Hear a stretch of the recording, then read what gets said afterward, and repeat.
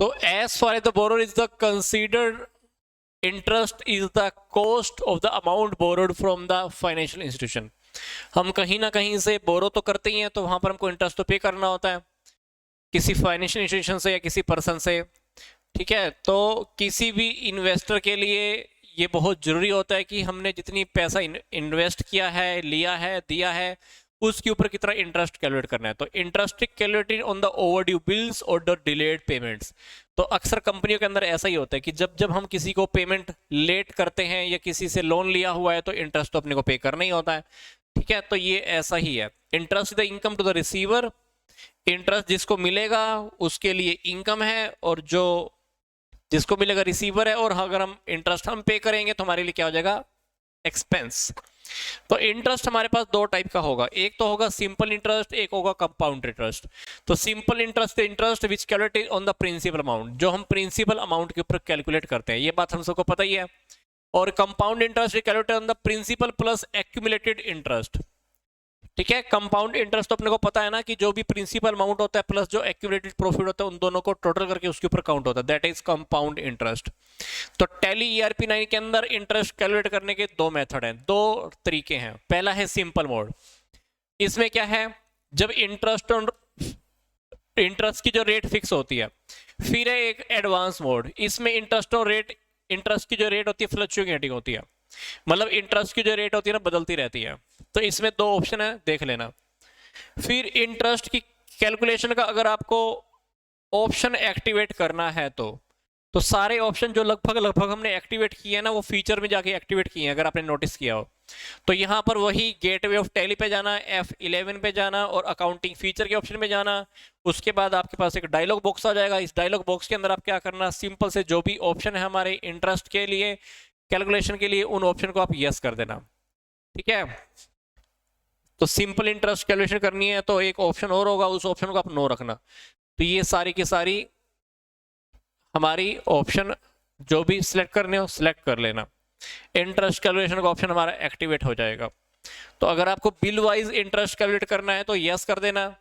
ठीक है, debit note या क्रेडिट नोट भी यूज करना है तो वहां पे कर देना, तो उसके बाद सेव कर देना। तो सेव करने के बाद फिर ये अगला टॉपिक आपको दे रहा है इंटरेस्ट की कैलकुलेशन के अंदर। कहता है कि आप इंटरेस्ट कैलकुलेट कर सकते हो आउटस्टैंडिंग बैलेंस अमाउंट के ऊपर या आउटस्टैंडिंग जो भी बिल्स है, इनवॉइस है, ट्रांजैक्शन है, उनके ऊपर।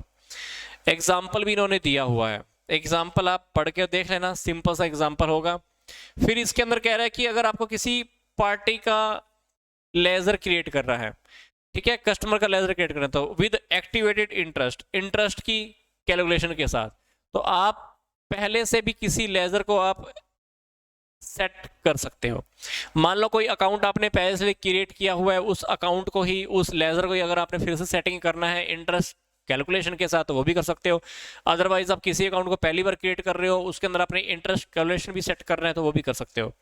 तो स्टेप्स क्या है, गेटवे ऑफ टैली पे जाना, अकाउंट्स की इंफॉर्मेशन पे जाना, उसके बाद क्या करना, लेजर या अल्टर या क्रिएट, जो भी लेजर आप सेट करोगे, जो भी इसके अंदर सेट करना कर देना।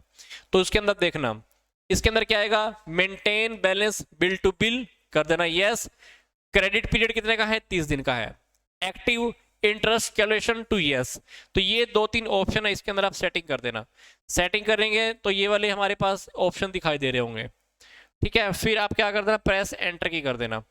तो you can get the interest parameter, interest के पैरामीटर हमारे पास आ जाएंगे। इंटरेस्ट आपने कितने परसेंटेज से लगाना है, हमारा कितने महीने का होगा, साल पे लगाना है, कैलेंडर मंथ पे लगाना है, कैलेंडर ईयर का लगाना है, जो भी डेटा आपने फिल करना है फिल कर देना। तो मतलब set calculate interest transaction by the transaction to yes. तो ये ऑप्शन हमारे पास हर ईच ट्रांजैक्शन के लिए आएगी। ठीक है, तो यहाँ पर जो भी आपको इंटरेस्ट की रेट लिखनी हो, इंटरेस्ट की रेट लिख देना, दैट इज 10% मान लो। तो यहाँ पे हमारे पास मैंने आपको बताया था कि इंटरेस्ट लगाने के 4 पैरामीटर होंगे, या तो आपको इंटरेस्ट कैलकुलेट करना है 30 दिन के लिए, या पूरे साल के लिए, या आपका जो कैलेंडर का जो मंथ है उसके लिए, या पूरे के पूरे कैलेंडर ईयर के लिए। ठीक है, तो वो आप देख लेना। ठीक है, तो create interest received account ledger under the indirect income if not applicable.